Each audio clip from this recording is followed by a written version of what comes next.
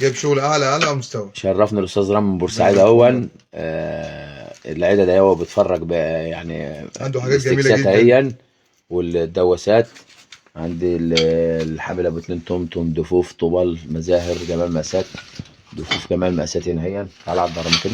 ان شاء الله. عبد وقفر. ان شاء الله. عنده شغل جميل بص جدا. اي شويه اي اي مزاهر. اي حاجه انت هتعوزها بعون الله كله موجود دفوف جميله عندي. جدا والمزاهر جميله جدا. هذا عندي شغل عالي يعني بامانه. دفوف بامانه يعني. 40 تسكيع، وعندي دفوف 45، عنده وعندي دفوف عريضه، وعندي دفوف دبل. دي بلدير شام اهيا، بلدير دبل. شامي وتركي. ما شاء الله.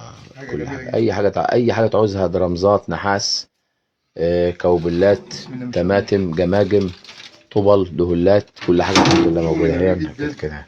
حاجه تحياتي على ليكم، مستوى. مهندس عادل حسين من مدينه متغمر. والسلام عليكم ورحمه الله وبركاته.